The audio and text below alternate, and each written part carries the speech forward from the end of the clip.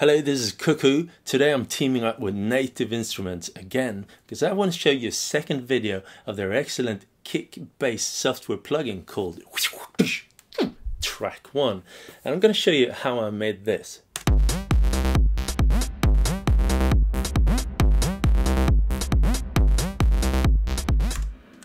And in order to do that, I'm going to have to go a bit more in depth, but I also have to go back in time. So let's do that. We made it.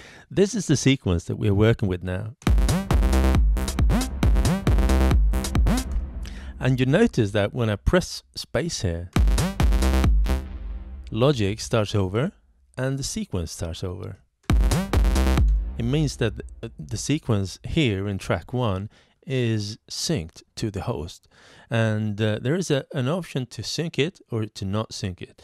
That's totally up to you.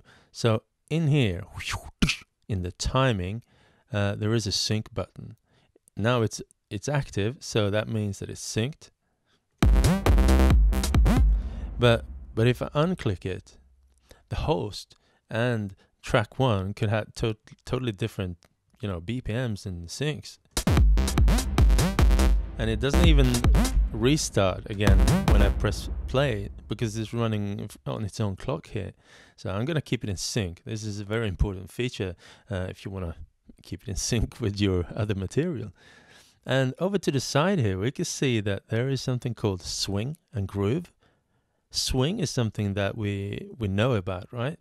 And you can check these out now. As I turn swing, we could see what the timing is doing. Every second 16th note is shuffled a bit to the side and making them hit later.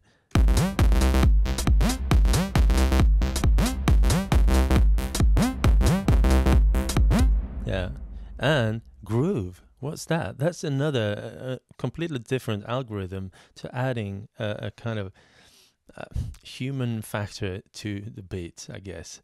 I don't really know exactly what science is behind that one.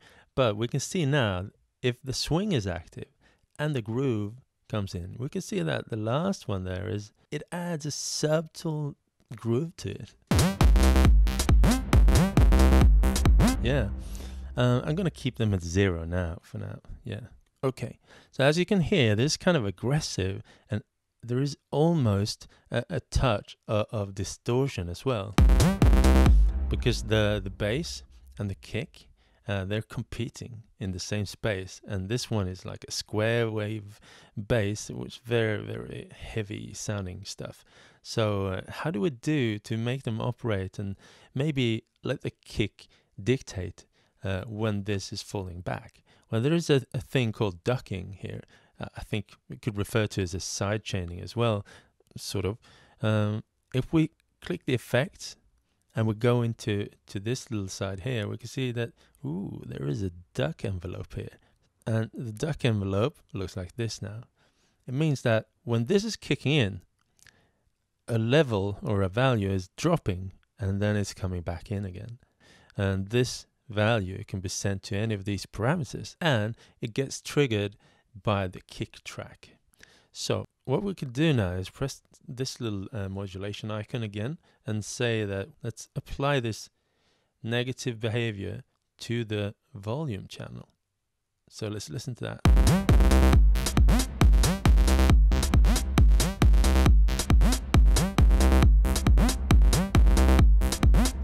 Yeah, so already we can hear that it's giving room to the kick drum. We're avoiding some of that almost distortion. And by the way, you can alter anything with this envelope. You could, for instance, say, yeah, lower the volume, but also apply this on the equalizer. Let's turn the equalizer on for the bass and lower the lows of the equalizer on the bass. So now we've done two things with the ducker to compensate for the competition going on. We lower the volume and we also lower the low end of the EQ. Another thing that I want to show is up here. It's called tuning. In the tuning tab, we can see a little keyboard layout here and a little dot there. It's the root is C now. And listen to this.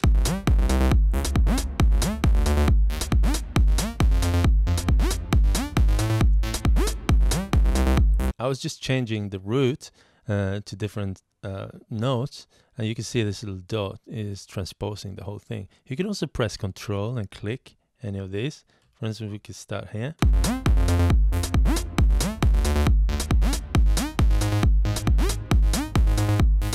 So this is a nice way to groove, and also there's an octave here. Another thing that is true for every parameter here is that if you press a parameter, like a number that you can change like this, press it and then use the arrow keys on the keyboard, then you can change them like so with the keyboard. And also here you can see that there is like a scale that you could choose. Now it's chromatic. That means that all the notes are available, and there is a major scale, minor scale, harmonic minor, and so it's like a convenient way of tuning the tonality of the grooves. You can also do like manual like this, turn off and on the notes that you don't want. Yeah, so this is very, very useful. Another thing that's also going on up here is if we turn off this now, we're in tuning now, click it again, you can see there's some kind of grayed out features here, copy, paste and clear. So what can you copy, paste and clear? You can, for instance, copy this. Have you noticed that there's like lots of slots here? 1, 2, 3, 4, 5, 6, 7, 8 slots. And we can see up there, kick sound 1, kick sound 2, and so forth. So you can actually have 8 different kick patches and 8 different bass patches stored in the same setup here, same scene. And you cannot play them simultaneously, but you can change whenever you want. Like if we listen to this now. And moving back to where I started, when I press one of these, you can see, oh, I can copy this. Okay, let's go here and paste it. Cool. So now I just made a little copy of that sound. Let's change it. Let's make this. Okay, let's copy this now. Copy and paste another one here. You know, I'm just going to do something on the kick now. I'm going to turn off the bass for now. I'm going to highlight another effect here. Press Effects. And there is something here called Insert. The Insert effect. If I turn this on or off, I can distort this, for instance. Let's see what we can do. Yeah, like a distortion. Like there's sample and hold. Yeah. I can mix it. Bit reduction.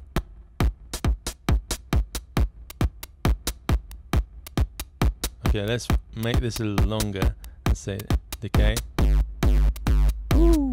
Yeah. Okay, so now I can change between these. Yeah, so now we made 3 different kick drum sounds. The same thing goes for the bass, of course. So this one, copy to another page there, paste, and change this to another synth engine.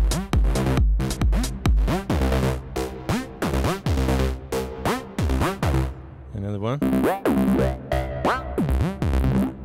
And this one should have like an LFO sending a behavior to the fold action there.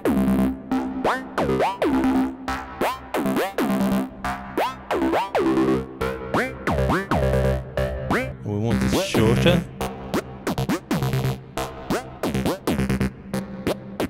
Yeah, okay, copy and paste. So, and this one, we could use the modern again.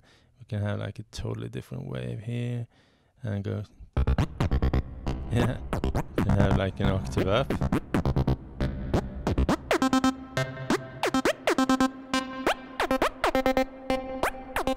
Okay, so I'm going to turn everything on. Now I've got 3 variations of the sound and 3 variations of the sound here as well.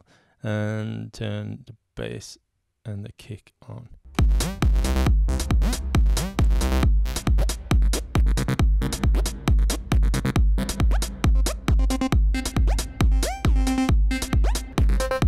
And this one, if Perhaps shouldn't have that much of the ducking.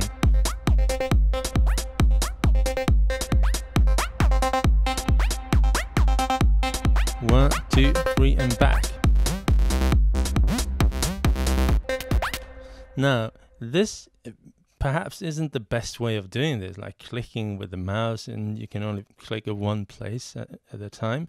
But these parameters, they're actually available on the keyboard, and these two, like you can make 8 different patterns there, and these patterns can also be changed with the keyboard. So let's pull out the keyboard.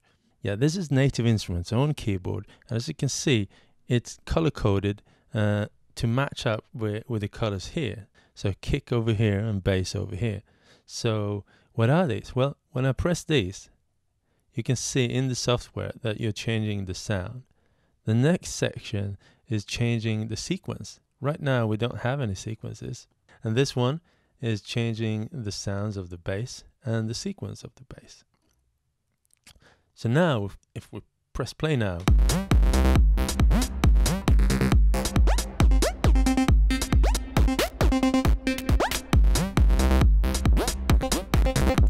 it could be really fast. So this is really groove friendly, both with the sounds and the sequences. So we don't have any sequences. We should like make some sequences right now. Okay, so I'm gonna head over to pattern, to the second pattern there, and click the bass tab. We can see that it's empty, right? So let's make a second pattern here. So I'm gonna see. You can see up here is the kick track, so you know when they interfere, and sometimes you want that, and sometimes you want to avoid that. So, dividend. Okay, da-da-dum, da-da-dum. So I'm gonna click this and down 2. Diddle-dum, diddle-dum, diddle-dum. Like, what is that? 6. Okay. Yeah, that's actually cool. I'm gonna do some different velocities. Like that. So I want to add another page to this. I'm gonna go here and say times 2. Actually, every pattern, as you can see down here on the side, can have up to 4 pages. So 16 steps times 2 pages. I'm gonna go to page 2, and it's empty.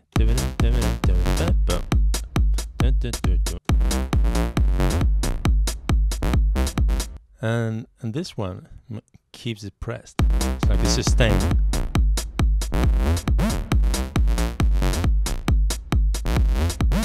If you want to erase it, press Control and click.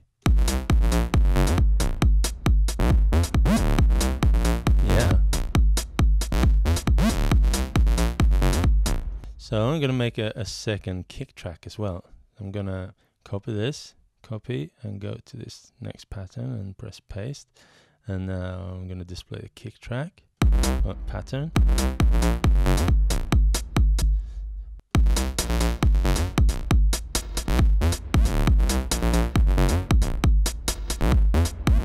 Okay, so now we've got 2 patterns and 3 different sounds. So let's jam with it on the keyboard.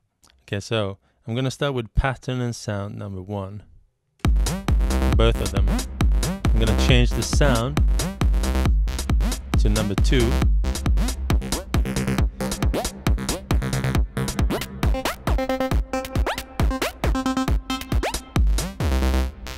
One, 2, 3, and yeah. Yeah, another thing I want to show you is you know, we've been making like parameter locks here and there. Let's make one more bass track. Let's see, bass pattern 3 here, and I'm gonna make like this.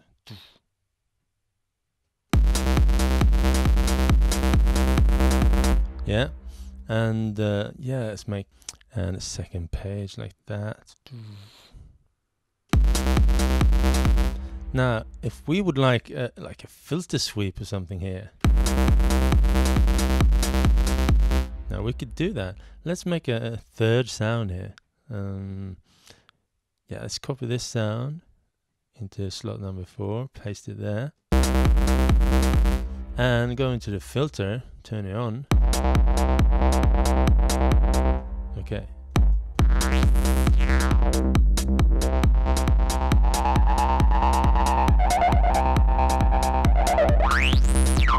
As you can see, the filter's got 3 different parameters: cutoff, resonance, and feedback. By manipulating them, we could do all sort of tweaks to the filter. Now, it's kind of cumbersome to go into one step at a time and make like one parameter lock like that, and go to the next one like that. You can enter something called parameter focus view by double tapping the actual value. So you can see everything has a value underneath it, or a name. And if you double tap it, it becomes white like that. And then you have access to that parameter here on the timeline. So this is a really neat way of swiping in a value like this. You could do the same with the resonance. Maybe do some. So every parameter can be sequenced like this. Yeah, it's really neat. Yeah, this is really cool. Yeah, this is by no means a whole song, but you get the picture, right? You get the idea. You can prepare 8 different sounds, 8 different sounds, 8 different patterns, and 8 different patterns.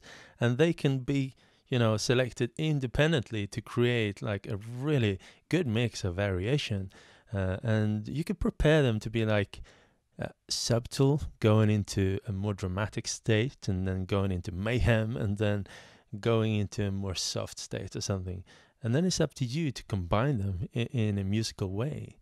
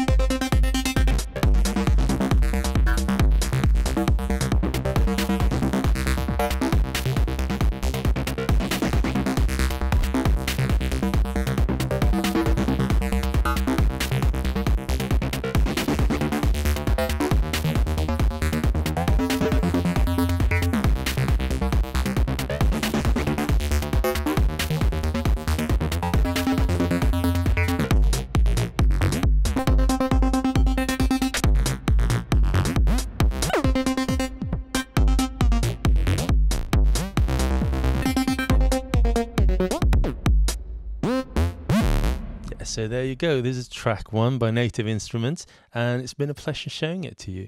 And I hope you got like a little insight in what different parts of the engine can be used to what purpose. And I hope ultimately that you got ideas of how you can use it.